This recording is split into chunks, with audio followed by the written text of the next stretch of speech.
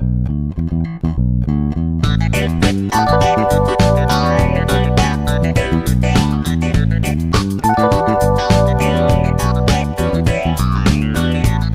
back to the Common Sense Medicine podcast with your host, Dr. Timothy Chen. I'm your co-host, Michael Abernathy. We are continuing our journey through the weight loss series. And I think today is like I don't want to say capstone. We may have a capstone where we just do a full-on review because it's been a long time, right? Since we did a lot of the nutrition stuff. We've been really focusing on the, I guess, psychological and behavioral aspect of it. And so we might do a final episode and we'll just call it capstone and then just do a full review. But I do have one bonus episode planned for next time, which will be kind of tracking and why there are benefits to that. And, we'll get into that. Today, we're going to talk about habits. Yes. So right off the bat, I'm going to go ahead and recommend a book. Atomic Habits. Yes. You've recommended this one in previous episodes, and a lot of the information that is in this specific episode is from that. And so when we get to kind of the nitty-gritty towards the end, you'll notice that a lot of the stuff that we have talked about in previous episodes, this is where it gets, where the rubber meets the road kind of thing. So we've been doing a lot of prep work, a lot of getting our mind in the right place, a lot of, understanding our underlying motivations, figuring out that why, and just kind of getting ready to make change. And now here's where we start doing it. No, and I think, I've really enjoyed our podcast on this episode. I feel like this is probably the most comprehensive weight loss thing. But as we talk more, it's more than weight loss. It's just, how do you get healthier as a human being, right? Mentally, spiritually, psychologically, health-wise. And it boils down to this. This is truly the, I know what to do, but I don't do it. This is, okay, it's time to do it. And so that's what we've spent the last, six episodes talking about. I was looking at it today is episode 12?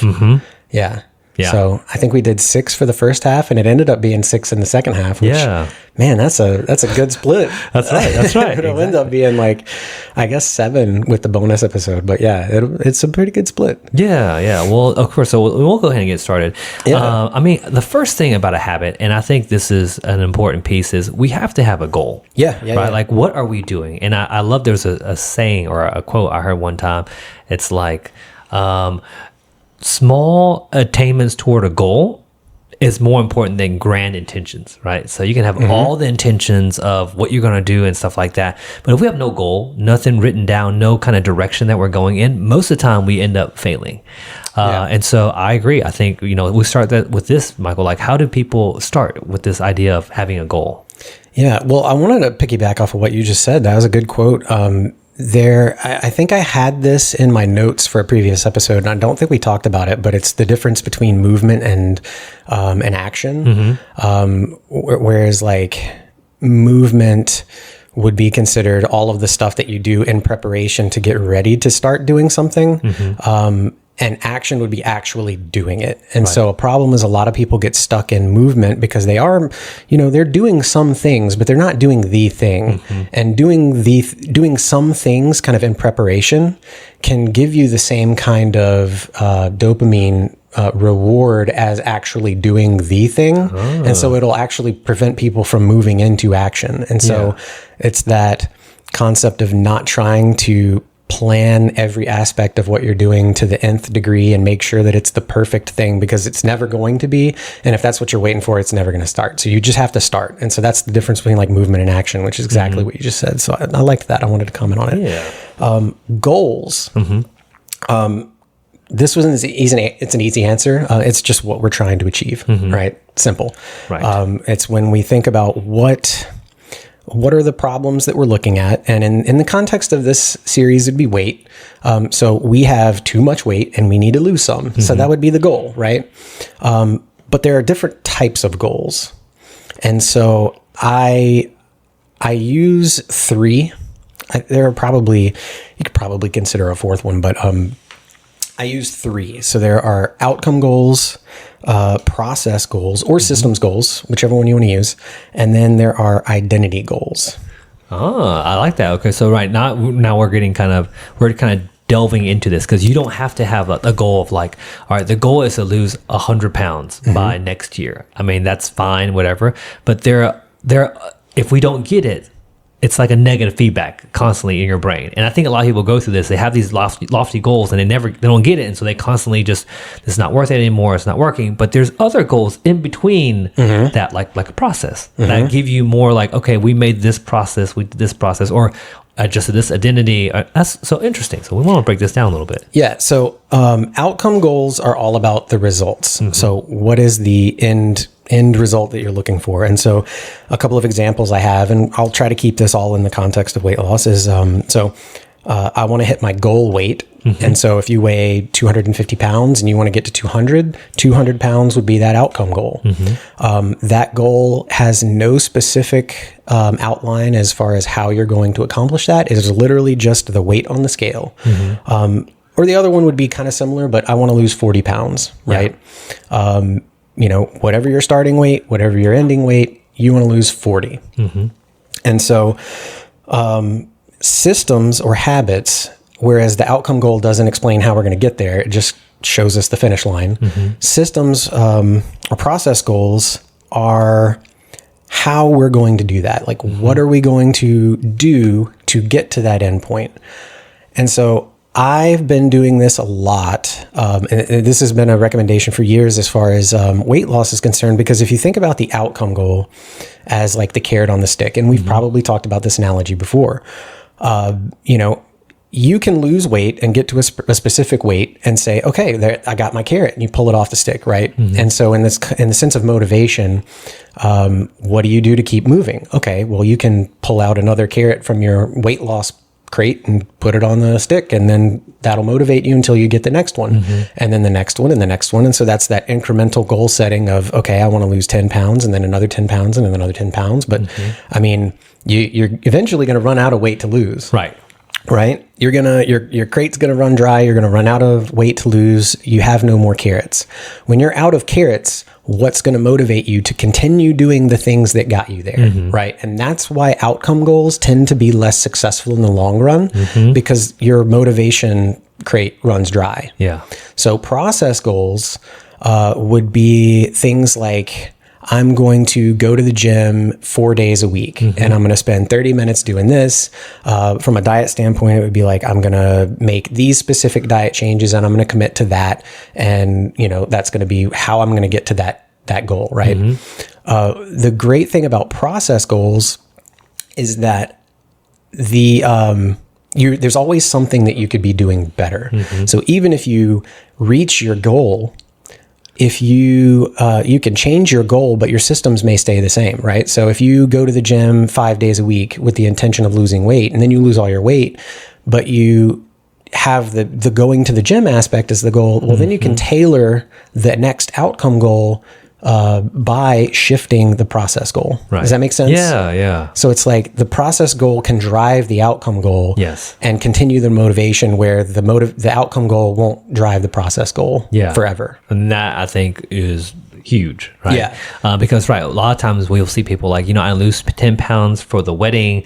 They'll lose 10 pounds. They feel great. But then because that was the carrot, they stop. And then, of course, they gain everything right back up. Right. But if the process, right? So like, I'm going to eat out less. Right. So it's not so much having to do with anything about like weight loss, but just like this process that will get me to weight loss of just eating out less is the goal. Then you can keep that forever, because eating out less could be something that you do forever. Yeah. And it's the processes are things where you do those and trust that the outcomes will follow. Right. So it's like focusing on the process, being consistent with that, and then just trusting that, the outcomes will follow. Yeah. And so identity goals are different. That is, and we've talked about this before, is thinking about future self, who you're trying to become. And so in the respect of a person who's overweight that wants to lose weight, I want to be a person who is a healthy weight and has, healthy labs, and my life is good and I feel great. I want to be that type of person, right? And so that is where you set your sights. And so when you do that, then you think about, okay, what are some things that a person that lives that life that I want does on a regular basis? And so you let the identity drive the behaviors, which would be those process goals. And then trust that that will drive the outcomes. And so where if you start with outcomes, eventually you run out. If you start with process, that can, feed into the outcomes and continually drive. But if you start with identity, those tend to be what leads to the longest term success because you are always working on improving you, and that improvement trickles down into the processes and then into the outcomes. Gotcha. And that makes a lot of sense. Actually, I had a patient today that had that same thing. Like I was talking to him, and his big thing was he obviously, we talked about weight, we talked about exercise, but his big thing is like, I want to be that active dad that you see at the park that's out there playing with their kids. My kids are asking me to ride their bikes with them. My kids asking, want to go play soccer outside. I have no energy to do that. And so we talked about things like, well, okay, to have energy, your sleep. Right. That has to be right. And so he always feed that. Obviously, your exercise. If you want to be fit enough to ride a bike with your kids, you got to start riding a bike, And so you're right. That identity that he was trying to become, there's so many things you can improve on to get to that identity that can be lifelong. Yeah. And so I wanted to finish this particular part with, even though identity type goals lead to better long-term success, a lot of times they aren't the best place to start because they aren't super specific or actionable. And so in the short term, process and systems goals are probably the best place to start while you develop the identity goals that they fit with. And so because they're just more actionable. And once you have that solid identity, then you can change the system and process goals, to reflect that. But if you aren't really sure where to start, identity takes a lot of self-exploration and understanding. It's a lot harder to set those types of goals. So in the spirit of just getting started, probably start with the process and systems, and then work on the identity as you go. And that makes sense because I think 2 episodes ago when we talked about future self, we realized that future self, or thinking about what you want to become or do in the future, is actually a whole different part of the brain that's functioning, right? And so obviously, a lot of times it's nebulous. It's kind of this, well, that future self is cool, but it's not me. And so because it's so kind of pie in the sky, kind of like, I want to become a billionaire. You're like, okay, great. How do you do that? Well, you got to get nitty gritty. You can't just think that far ahead in advance. You have to get to more detail, more actual items, more things that get scheduled or things that get done, right? So it's kind of one of those, like, you have to have something more concrete for you to work on. Hence process goals. And so let's move on from that into habits. So we have our goals. That's what we're trying to accomplish. Habits are those processes and systems. They're what we're going to do to get there. And so habits, I'll ask you for a very simple just answer for what is a habit? A habit is something that you do consistently. Why? Because you've been doing it for so long that it's been programmed into you. All right. And so let's go a step further. Why have you been doing it for so long? Like, why is it programmed in? What was the original purpose of the behavior? Just you wanted to. Well, okay. I'll help you out here. I'm grasping at straws now. Yeah. So habits are basically just solutions that you have found to problems that you face consistently, right? And so that can be good habits or bad habits, essentially things that you come into, contact with or situations that you experience. You have to come up with solutions, to those problems. Like, you wake up in the morning and you are groggy. What can you do? Oh, you make a cup of coffee and you feel better. And then, as you continue to do that, it just becomes part of your morning routine. You make a cup of coffee and you drink that, you feel better, right? So now you do that without even thinking about it. It's just part of the routine. And that's what it is you implement behavioral solutions to problems you face all the time. And as you do those repeatedly, they become, second nature. Now, that doesn't mean that that solution is the best solution. Right. It's just the one that your brain and your, response to whatever came up with. And so that's why, so if you think about it in terms of what the brain does with it once it's ingrained, it kind of shifts it from that conscious, controlled part of your brain where you have to actively think about, I have to do this, I have to do this. Once it's a habit, it's moved to a different part of the brain, autopilot. And we talked about that before, so that you don't have to think about it. You just do. And that way it frees up the more conscious parts of your brain to focus on problems that you haven't solved before. Right. So we're trying to make our journey through life easier by automating as much as possible. Right. So your brain does that automatically. Absolutely. And so there has to be, we have a tendency to gravitate towards, instant gratification. And because of that, a lot of the solutions that we find for problems are not super great for us. Right. And your brain doesn't differentiate between that because it's like once the problem's solved, once you figure out how to do 2 + 2, why redefine that and try to solve a problem over and over again, when you can just easily do it. And so bad habits, that's why they're so hard to break, because we've moved them into an autopilot part of the brain. And so to break a bad habit, you have to intentionally replace it with a good habit until that takes over. And then you can free up that, conscious part to focus on other things. So yeah, absolutely. And again, habits was, a couple of things I thought about habits while you were saying that is habits probably need to be updated after ever. This solution was this was a good habit in my 20s, but in my 40s, this might not be a good habit anymore because life has changed. Right. Right. And it's a good thought. It kind of goes along, and people that work in business would understand this. It's sometimes, especially when you start a new job, you'll go in and you'll learn the process, and there will be something that you come across that you're like, why on earth are we doing it this way? Right. Like, there are 5 or 10 or however many you can come up with ways that this could be done significantly better and easier and save so much time and money. But why are we doing it this way? And it's just because that's the way it's always been done. Correct. You know what I mean? And I'm sure that's something that people can relate to, but then we don't do that a lot with our lives. We don't stop and think sometimes like, why do I do this? And then kind of break that down and then say, well, is that the best thing to be doing? Maybe I should try to change that up and be more efficient or optimal, Yeah.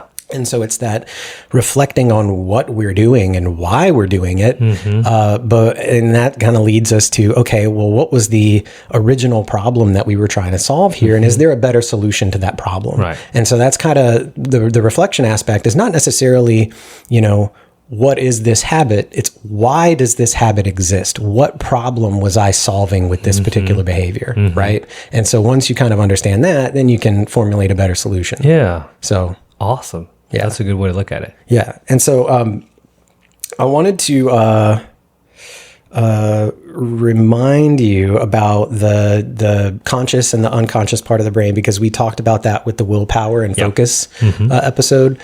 Same thing.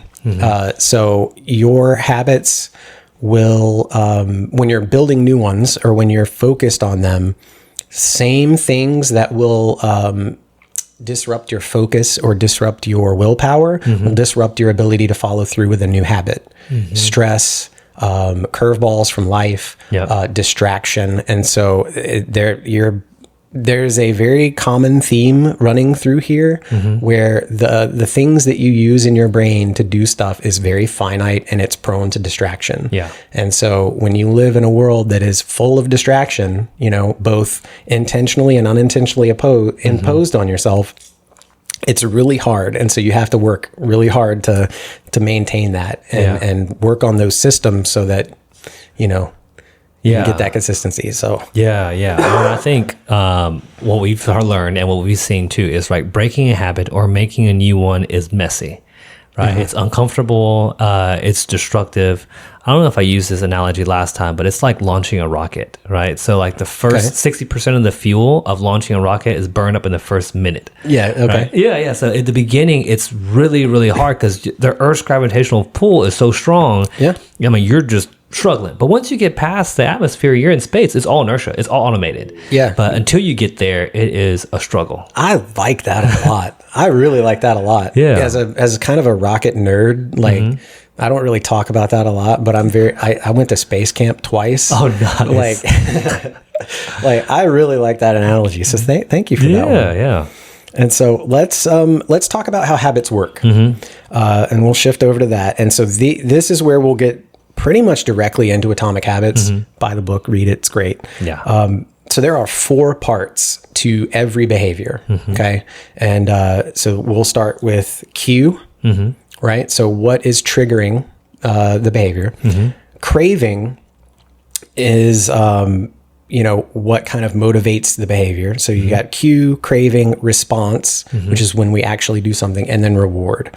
So the cue is the trigger that initiates the behavior, and it can be anything, anything that's associated with some kind of reward. That reward could be a physical, tangible object. It could be a feeling. It could be, anything that you consider pleasurable, essentially. So cue produces a craving, which motivates the behavior, and it's essentially a desire for a change in state. So think about it in terms of hunger. Okay, so you smell some good food getting cooked. You start to feel hungry. So the hunger would be that feeling. That's the craving. You're not craving food. You're craving not being hungry anymore. Yeah. Food is the vehicle to not be hungry anymore, right? And so it's kind of like, oh, I smell that food. I want it. No, you don't want to feel hungry anymore. Yeah. And so you use food, you eat, which is the behavior that then gives you the reward of not feeling hungry anymore, and maybe giving you some pleasure because the food was delicious. Yeah. Right? And so there are, I gotta read through so I don't get lost in the sauce, because this is some, it's a lot of nitty gritty stuff. Yeah. But so the response, being the behavior, is what we perform, and there are things that motivate how likely it is for that behavior to occur. Right? Number 1 is motivation, meaning how badly do you want the reward associated with it? Because if you don't want the reward bad enough, you're not going to be motivated enough to actually do the behavior, right? So if you have to run a mile to get a peppermint, you're probably not going to do it. Right. But if you can run a mile for $100, probably do that. Yeah. So reward matters and can motivate behavior, right? Friction is how difficult is it to accomplish the goal. So we'll just use the mile analogy because it's fresh in the minds, recency bias and all that. Yeah. If you run a mile and get $100, that might be doable. But if you have to run 10 miles to get $100, you're probably less likely to do that one, because that's a lot harder to do. Yeah. It takes a lot more time. It takes a lot more effort. And so there's this tie-in with the reward has to be worth it, but it has to be easy enough for you to be willing to do it. Yeah. Right. So the reward isn't necessarily the only thing that matters. Yeah. Right. Effort matters. And then capability is, are you actually capable of doing the thing necessary to get the reward? Yeah. So if you can't physically, like if you just can't do it, it doesn't matter how big the craving is or how big the reward is. If you can't do it, you're not going to. Yeah. Right. So, okay. So those are the things that kind of affect our ability, or the likelihood that we're actually going to follow through with the behavior to satisfy the craving that was triggered by the cue. Yeah. Right. And then finally, the reward is just what we get from performing the behavior. And so that's either satisfaction of the craving, or actually pleasure from, endorphins or dopamine and whatnot. That's interesting that you mentioned that, the reward part. So I realize the positive and negative of our current food system and our food choices is the reward can get pretty big. Right? 6 Oreos, the brain is like, this is totally worth it. And then as far as who can eat 6 Oreos, everyone, so it's one of those, like, I see why now, especially with in the light of like, hey, these weight loss shots help with addiction. One of the things it does is it just dampens that reward. And so if the reward's not rewarding, like I said, maybe back in the day, you're like, I'll drive to Kroger just to buy me a bag of Oreos. If the reward's not there, you're like, I'm not going to get in the car to drive But anyway, it's interesting that you realize, like, the reward system that the brain, like what we get, matters, and it drives a lot of our behavior. But just as important is, like, can you actually do that to actually get to work. Anyway, these are all fascinating brain things that we're seeing, but Yeah. it plays out in real life every single day. I'm smiling because you're like hitting the nail on the head, like you're getting ahead. So like I actually have that. We're going to talk about all that. Okay. But yeah, no, you're 100% right. It's like you've read Atomic Habits and you've like been paying attention for the last several weeks. I like it.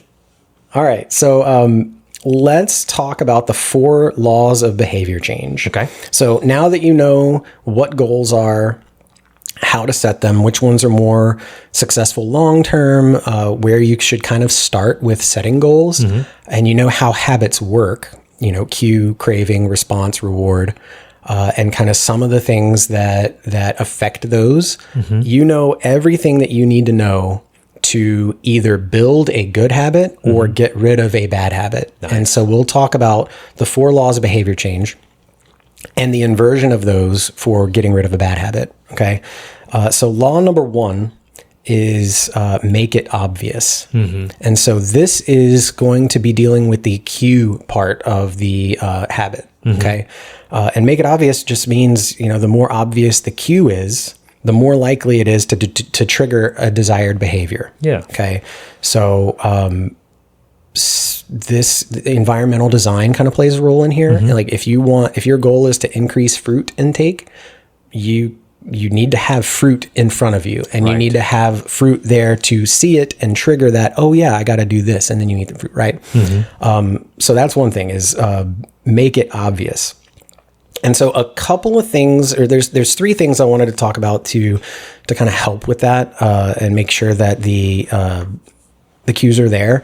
And one of them is implementation intentions, which we talked about a little bit in kind of I think it was like before we actually officially started, but I don't know if you actually included that in the podcast. I don't think I cut that part out. That's okay. all. Yeah. Okay. So implementation intentions are where you have your goal and you have your desired behavior, and you basically create an if-then statement saying, okay, or maybe a when-then statement. And so you have your cue and you know that's the cue, and you say, when I see this cue, then I'm going to perform this behavior.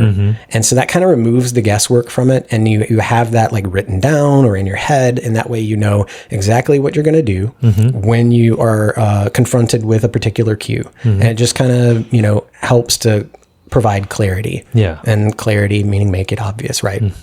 Another one is habit stacking, which is kind of the same thing, but habit stacking would be, you know, using the, we've talked about this one a little bit before, but the same thing like with the cup of coffee in the morning. That's a habit that you do every day. And so if you're wanting to implement a new habit, look for ways to stack it with one that you already do. And so the implementation intention with that would be, when I'm waiting for my coffee to brew, I'm going to drop down and do 10 push-ups. Okay. And then that's, you know, your implementation, your intention, you're stacking it with your coffee, which is already one. And so it just makes it easy to add that one in. And then over time, it just becomes a habit, right? And so number 3, which we've spent a lot of time talking about, is environmental design. And I wanted to, there's a piece of this that we haven't talked about before, and it's context. And we actually have talked about this before, but in our sleep episode, which you probably didn't think we were going to go back to that one here. But yeah, for sure.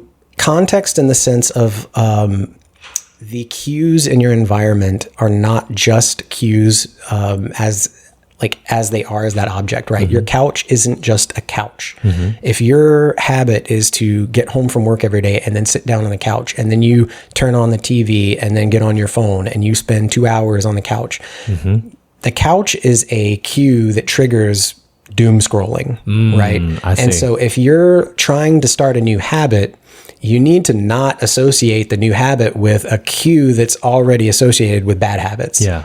You need to not think about, okay, well, I'm going to sit on the couch and then I'm going to read my book. Yeah. Because you're probably not. You're going to sit down on the couch, you're going to pull out your phone because that's what your brain's going to make you do, right? I see. Yes. So changing where you choose to implement your new habits is going to be easier to implement them, right? So if you want to start reading a book instead of doom scrolling, you need to not do it on the couch. You need to do it in another room or go outside or something, right? Yeah.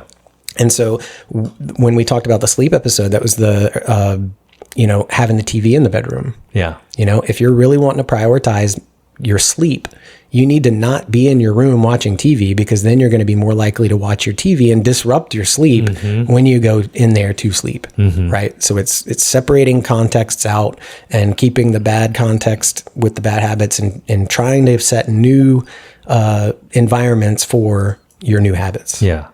That one I think is huge, because again, it's what I now realize. Like, you'll see people like, the wife can't relax because she saw a piece of trash on the floor and now she has to clean the whole house, right? So it's kind of one of those, like, sometimes a staycation doesn't work out really well because you're like, if I see this in my house, I'm gonna have to end up cleaning the entire thing. So realize, like, if there's so many habits that we have, like, on our phone, but it's tied to other things even before that. And so you realize, like, okay, I need to move my environment or move the TV out of the room. So if the TV's out of the room, then now it's no longer I go to the room to watch TV. I have to watch TV outside. And then when I turn off the TV, then the room now is for sleep. And so it takes time to get that change, but sometimes it requires some actual physical work to change your environment and move things around. Yeah, and that's why the fresh start or the blank slate thing works so well when you like move to a new house or start a new job or something, right? You've basically entered into a new environment where there are no competing cues for your new habits. Right. So you've left the old environment behind, and a lot of them will come with you, but you have the opportunity to kind of start fresh, and you're not bound by what was. So that's why those fresh starts tend to be a good time to start new habits, is because you're kind of detaching from old cues and creating new ones. Gotcha. Makes sense. And so on the flip side of that, so the inverse, when you're trying to get rid of a bad habit, make it obvious, make it invisible. So get it out of the house. We've talked about that with the snacks. You know, if you can't eat them if they're not there. So the best way to, reduce your likelihood of snacking on bad foods while you're at home is to not have them in the house. Just get rid of them or hide them somewhere that it's harder to get to. Right. Okay. So craving, law number 2, make it attractive, right? It has to be attractive. So how you can make it attractive is by increasing the reward. So the bigger the reward elicits bigger cravings, which is what law number 2 is dealing with. It's the craving side. So cue and then craving. So when you increase the reward, I'm repeating myself here, but bigger cravings increases the likelihood of performing the behavior, right? And so this is where the hyper-palatable food comes in, right? And so this is something that's called a supernormal stimuli. So there was a study that was done with little birds. I forget what kind of birds, like penguins or something, flamingos maybe, where they are instinctually driven. The mama bird has a little red dot on their beak. And so when the baby birds see the beak, they see the red dot, they peck at it, and then the mother feeds them, right? Well, they did an experiment where they just made that dot super huge, and their response to that dot was like, a gambling addict in a casino with all the bells and whistles going off. They were like, oh my gosh, and, made them, want it even more. And so a supernormal stimuli is where the stimulus that we are experiencing is significantly greater than what it should be or would normally be in our environment. And so this is where food manufacturers, designing foods to hit on every level, be as delicious as possible, get that highest level of dopamine and reward possible, drives behavior so well because we crave that huge reward, because and that's why it's a problem, is because that food doesn't occur that way naturally. It does not. It has to be manufactured that way. So we have created this problem for ourselves. But that's why junk food and hyperpalatable food is so hard to get away from, because our brain wants it, even though we know it's bad. It's just, we go for it. And so all of the craving aspect is kind of driven by that dopamine, right? So dopamine, a lot of people understand dopamine, you get that hit when you satisfy a craving, you get the reward, right? So it's going to have a spike when you get the reward. But it's not just then, it's all the craving part, right? So when they did experiments with rats where they just completely eliminated their ability to generate dopamine, the rats lost the will to do anything. They did nothing. They didn't eat. They didn't drink because there was nothing driving them to do that. They sought no reward. They died within like 3 days because they just sat there and did nothing. Yeah. Nothing to motivate behavior. Alternatively, when you pump them full of dopamine, they get things done at record speed. Yeah. That's, when you got an excessive amount of dopamine, you're just going to get stuff done. Absolutely. And so dopamine both serves as a reinforcement of the reward, but also it drives the behavior by coming up during the craving aspect. And so, Yeah, well, and I think that's why. Well, and again, these things all start to make sense for a lot of people because they realize, like, so this is why, like, even though we know apple is sweet, apple is nutritious, apple tastes good, I'm gonna crave an Oreo over apple every single time because the dopamine hit the reward is so much higher. Our brain generates more dopamine in response to that because the reward that we get from it is so much more pleasurable. Yeah. So again, if we're trying to change that habit, short using environment, you're trying to do everything you can to either make your new habit more rewarding or make the current habit less rewarding. Yes. Yeah. So with craving, make it attractive is manipulating the reward, either making it more rewarding, right? For a good behavior. You want to make sure that it's very rewarding. But for things like weight loss, that's kind of hard to do because, if your goal is like long-term, we kind of delay discounting with delayed gratification. We're going to reduce the reward based on the amount of time it's going to take to get there. So it needs to be more immediate. Yeah. And so this is where something like temptation bundling comes in, where let's say you have a show that you really want to watch. Well, you also want to start walking on a treadmill or, walking. So instead you say, okay, well, I can only watch the show that I want to watch while I'm walking on my treadmill. Right. I see. Okay. And so it's making it immediately rewarding to do the walking on the treadmill, because walking on the treadmill might lead to the results you want to see down the road, but it's not enough to be immediately gratifying enough to actually influence you to do it. Yeah. So finding ways to make it immediately rewarding. And then feelings, cravings are about feelings. So if you have a positive or like a negative feeling about a certain thing, but you're trying to start a new habit, associate positive feelings with it. And so that kind of helps with that. But the inverse of it all, making it unattractive. Yeah. So if you have a habit you're trying to get rid of, remove or significantly reduce the reward, start reducing the, the feelings. So you remember when we were talking about delayed gratification, and instead of thinking about like a piece of chocolate in terms of the sweet and the savory and the creaminess of it, instead say it's like a round brown, it's made out of cocoa beans or something like that. You know what I mean? So it's like changing how you view it to reduce the associated feelings with that by making it more objective and less subjective. That's kind of what this is talking about, is kind of changing how you feel about a craving or the reward to reduce the likelihood of going for it. Yeah, I gotcha. Yeah. All right. Law number 3, response. So this is doing with the responses. So this is when we actually do the behavior. The law is make it easy, right? The easier it is to do, the more likely it is we're going to do it. And the way that we can make it easy is by making the cues obvious, decreasing the friction of actually doing it. Yeah. And that goes into environmental design too. Absolutely. You know what I mean? Yeah.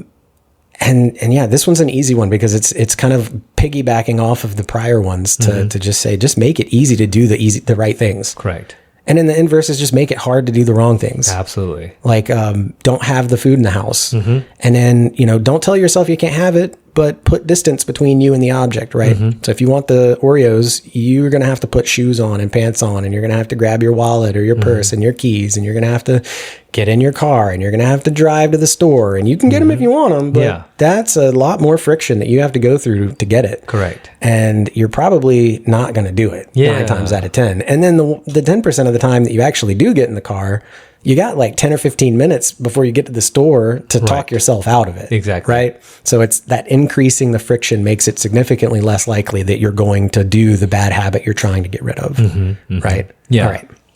Yeah. And as we're going to the last one, you just see how much you just have to put effort in these things, right? These are like just think about okay, it sounds so easy just to not buy Oreos, but look at all the things that you have to put in its place to make sure we don't get there. These are not easy habits to change. Yeah. Well, I had a really good conversation with one of the coaches at work. He was one of the exercise specialists, physical trainers at the gym, Cooper. He and I were talking about, behavior change or replacing good habits with bad habits, and the concept of light and darkness, right? So what is darkness? Absence of light. Right. So darkness is not something that you can necessarily just grab and remove, right? So if you're in a room and the lights are off, the only way that you can remove that darkness is by turning the light on. And so if you have a bad habit that you're trying to get rid of, if you just stop doing the bad habit, then put nothing back in its place, you're going to fill that space with something, probably the same bad habit or another one that's just as bad. And so you have to, in the process of getting rid of bad habits, replace them with good habits so that the darkness cannot occupy the same space. Right. Yeah. Don't stop drink. I mean, we want you to stop drinking alcohol, but don't substitute it with Coke, right? So you're kind of right back into a horrible situation. Right. You've replaced one vice with another, and you're still not in a good spot health-wise. And there's some verses in Matthew that talk about replacing. You get rid of one demon, it goes out in the desert, and it is gone for a while, and then you get the house all in order, but you don't fill the space with anything good, and so it comes back with 7 more, and you're worse off than when you started. Absolutely. That is exactly what we're talking about. That's a real thing. Absolutely. And so there's a lot of wisdom to be found in that. Yeah, absolutely. But it's important to not just get rid of bad habits, but to replace them with good, and that's kind of the point that we're making in that. So let's finally go off into the reward. And so we've already talked about this. Make it satisfying. So increase the value of the reward, make it immediate, and temptation bundling. So I know we talked about that in craving, but there's such a big tie between craving and reward because they affect each other. That we already kind of talked about that. And so the other one is make it unsatisfying, which we already talked about. So I want to, if I could put a chart together, and I think James Clear does this in Atomic Habits where he has them all together, but they tie in so much. And in my notes, in my notebook, I have it all written down by hand. It's kind of hard to do that graphically in the iPad. But man, really read that book and see how he lays that out, because they all tie in so well together. And so one last thing is that laws 1, 2, 3 are all dealing with the now. And law 4 is affecting how you will repeat the behavior later. Right? So if the reward is good enough, it's going to make your brain remember it, and you're going to want to do it next time. Correct. And so cue, craving, response is all about what's right in front of us, but the reward has to be good enough to make those 3 things repeatable. And so reward is probably a good place to start when starting a new habit or breaking an old one. Absolutely. Because you got to make it worth it. Your brain has to feel like it's worth it to go through all that again. Yeah, absolutely. And I think, the whole process when we started about automation, the brain will automate what it assigns high rewards things to, Yeah, right? yeah. So if it's not rewarding, your brain will never automate that thing. Oh, man. But if it is rewarding, your brain will automate that usually relatively quickly, because our brain, again, we had to survive in the past, we had to be able to assign good reward and bad reward quickly, right? Tiger, bad, like apple, good. And so the idea of like, hey, the bigger the reward, the more likely you will assign, and then it will automate. Well, we're going to get off script because we're done with the script at this point. But I will talk about that. So I've read a couple of books on this, and I think Stephen Guyenet talks about this in The Hungry Brain, but I'm pretty sure that Thinking Fast and Slow touches on this too. And it's how the brain filters out information, right? So at all times, your brain is being bombarded with all kinds of stimuli, and all of it's unconscious. And your unconscious brain assigns value to every single one at every moment. And the option with the most value placed on it based on your experiences or, the reward thing and stuff like that, that's what will go from your unconscious into your conscious. Yeah. Right. So your conscious brain. So that's where your focus will be. And so, it's all kind of your brain. That's kind of confirmation bias, right? Where you see things that kind of reinforce your preconceived notions or your current beliefs, and your brain does that for you. It filters out everything that you have through experience and through your journey deemed less relevant to focus on the things that it has deemed relevant, and that's why identity change can be so powerful. Yeah, because if you can set your sights on something very specific that aim towards a higher version of yourself or a better version of yourself, and you start to focus your attention on that, your brain will eventually start to just filter out things and assign value to things that align with that. Yeah. And so it starts becoming unconscious at that point. And I think there's a quote, I forget who this is by. I want to say it was by Carl Jung, and this may be completely wrong, but it's until you make the unconscious conscious, it will control your life and you'll call it fate. And so you have to be intentional with this stuff, and you have to basically train yourself to assign higher value to the things that are good. Until your brain starts to just filter out everything else. And then it's easy to just do what is good. Right. Yeah. And so if you can set that identity goal and really, hammer that in, your brain eventually will just start to filter out everything that doesn't align with that. And it just makes it inevitable that you end up there. Yeah. Perfect. We're going to end that episode on that. I feel like that's a good spot to end it. Yeah, for sure. So yeah, book recommendations, Atomic Habits again. Thinking Fast and Slow was one that, like I mentioned that before. It's a heavy book, super heavy. And it's one of those where you read it, you finish it, and you're like, what did I just read?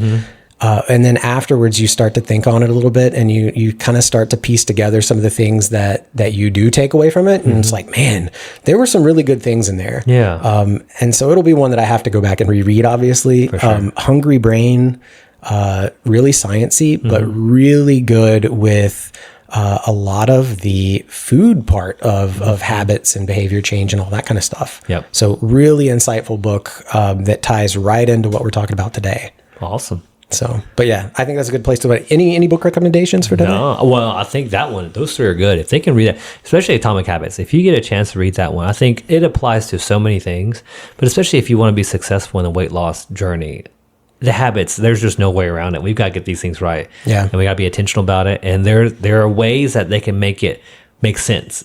And again, it matches all our experiences. Now we just got to figure out how to get it done. Yeah, and I'll apologize if this episode got a little bit confusing because there's a lot to unpack there, and there's a lot of crossover between the cue, craving, response, reward, and the 4 laws of behavior change, and how those cross over and intermingle, and how you can increase one thing over here and it affects. It's a lot, and I tried to be as simple as possible with that. And I may not have done the greatest job, but that's why I'm trying to recommend going and reading the book. Just read the book for sure. Because it probably does a much better job. But for the sake of avoiding plagiarism, I tried to summarize it as best as possible. No, that's perfect. But, and the experience that I have as a coach working with people, the experience I have with myself, even, today, it's all just super good stuff. So awesome. Well, thanks, Michael. Right. My pleasure. And we'll see you next time with kind of a bonus episode on tracking. Yep, for sure.